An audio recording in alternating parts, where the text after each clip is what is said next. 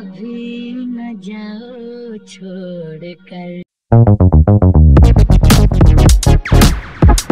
तर हे गाणं सर्वांच्या मनातून निघत असेल सध्या, कारण आज आहे बिग बॉस मराठीचा सीझन 5चा फिनाले आणि या फिनालेची वाट आपण बघत होतो, पण हे एक्सपेक्टेड नव्हतं की 100 दिवसांचा सीझन 70 दिवसांमध्ये मेकर्स संपवतील आणि एवढा मोठा डिसिजन असा अचानक घेतला जाईल। तर चला, आज आहे फिनाले आणि 70 दिवसात हा सीझन संपत आहे। लास्टला थोडंसं वाटलं की खूप घाईघाईमध्ये त्यांनी हा सीझन संपवला आणि ते दिसत पण होतं आपल्याला, पण काही करू शकत नाही आपण प्रेक्षक आहोत, आपला TRPसाठी यूज केला जातो आणि जे असे डिसिजन्स आहेत महत्त्वाचे ते परस्पर घेतले जातात। असो, तर आज आपण डिस्कस करणार आहोत मराठी बिग बॉस फिनालेबद्दल आणि काय शक्यता आहे, कोण जिंकणार, कोण असणार रनर अप, कोणत्या पोझिशनला असणार, हे सगळं आज आपण डिस्कस करणार आहोत। आपला अंदाज किती बरोबर ठरेल किती नाही ते आपल्याला माहीत नाही, पण जे काही मी आत्तापर्यंत बघितलं आहे, जो रिसर्च आपण करतोय, सगळेच जण सर्च करताय मराठी बिग बॉसच्या विनरबद्दल, काय असणार फिनालेला त्याबद्दल, तर जे काही रिसर्च केलं किंवा जे काही माहिती समोर आली त्यानुसार कोण विनर ठरतंय आणि कसं असणार पोझिशन्स प्लेयर्सच्या, त्याबद्दलच आज चर्चा होणार आहे।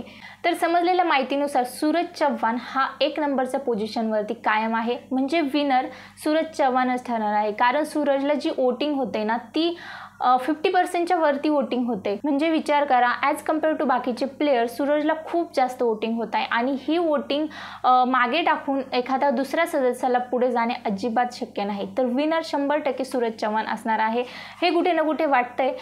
दुसऱ्या नंबरला असणार अभिजित सावंत।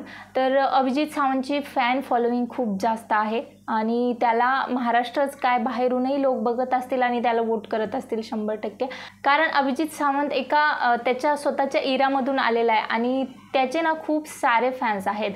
तर विचार करा, ती एक जनरेशन आणि पुढे जी आत्ताची जी बिग बॉस ज्यांनी बघितलं ती एक जनरेशन, असे खूप सारे त्याचे फॅन्स आहेत, त्याच्यामुळे तो 2nd पोझिशनला कायम असणार यात काही शंका तर वाटत नाही। पण बघूया, आपल्या मनावर काही नाही आहे, फिनालेमध्ये जे होईल तेव्हा समजेल।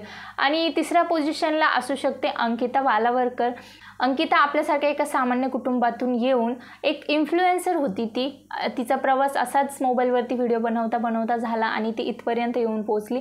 तिचाही गेम खूप चांगला होता, तिचाही प्रवास खूप चांगला होता आणि ती 3rd पोझिशनला असू शकते अशी माहिती येते। तर बघूया तिला लोकांनी किती सपोर्ट केला आणि ती कोणत्या पोझिशनला येते ते।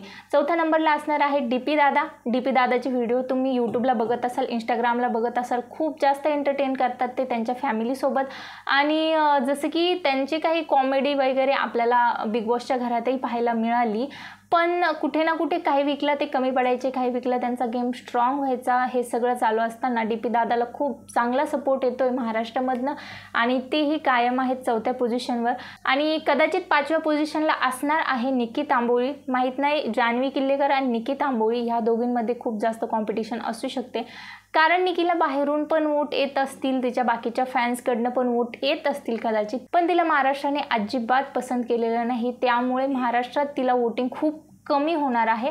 कदाचित तिच्यापेक्षा जास्त वोट जान्हवी किल्लेकरला येऊ शकतात, तिला लोक पसंत करतात थोडे, निकीपेक्षा तर नक्कीच जास्त पसंत करतात जान्हवीला, त्यामुळे जान्हवीला ते वोट करू शकतात, पण निकीचं नाही सांगू शकत। पण हे तर 100% कन्फर्म वाटतं की निकी 5व्या पोझिशनवरती असणार, कारण टॉप 5मध्ये ती नक्कीच असणार।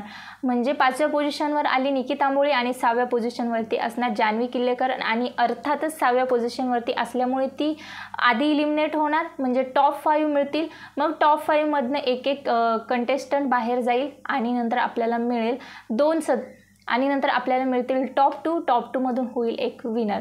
तर एवढ्या दिवस शो बघितल्यानंतर आता खूप एक्साइटमेंट आहे की कधी फिनाले बघू आणि कधी आपल्याला विनरचं नाव समजेल। अंदाज तर हेच आहेत, अंदाज म्हणजे कुठे ना कुठे 100% गॅरंटी आहे की आपला गुलीगत सूरज चव्हाणच विनर होणार आणि त्याची जी पर्सनॅलिटी आहे, त्याचा जो साधेपणा आहे, आपण जसं एकदम साधारण राहतो, आपल्या आसपास जसे लोक राहतात तसा तो वाटतो, म्हणजे आपल्यातलाच एक वाटतो, त्यामुळे त्याच्याशी खूप सारे लोक कनेक्ट करू शकले आणि त्याचमुळे त्याला इतकं सारं प्रेम मिळालं. तर चला बघूया फिनालेमध्ये कोण विनर होईल. याची एक्साइटमेंट खूप जास्त आहे आणि विनर झाल्यानंतर आपण परत वाटलं तर एक व्हिडिओ नक्कीच बनवूया, सगळ्याबद्दल डिस्कस करूया, फिनालेबद्दल वगैरे, शोबद्दल. तर तुम्हाला हा व्हिडिओ कसा वाटला हे तुम्ही कमेंट बॉक्समध्ये नक्की कळवा. तुम्हाला काय वाटतं, तुमचे ओपिनियन्स कमेंट बॉक्समध्ये शेअर करा. तुम्हाला कोण विनर होईल असं वाटतं ते पण कमेंट बॉक्समध्ये सांगा. आणि वाटलं तर आपण एखादा पोल पण टाकूया. तुमच्या मताने सांगा तुम्हाला काय वाटतं, पोल टाकावं की नाही. पोल टाकायचं असेल तर मी एक पोल टाकते, तर बघूया कोण विनर होतं. आणि खूप एक्सायटेड आहे संध्याकाळचा फिनाले बघण्यासाठी. होप्स म्हणजे पूर्ण गॅरंटी तर आहे, सूरज चव्हाण, आपला गुलीगत सूरज चव्हाणच विनर होणार. बघूया. तर चला तर भेटूया पुढच्या व्हिडिओमध्ये. तोपर्यंत व्हिडिओला लाईक करा, चॅनलला सबस्क्राईब करा आणि भेटूया पुढच्या व्हिडिओमध्ये. बाय.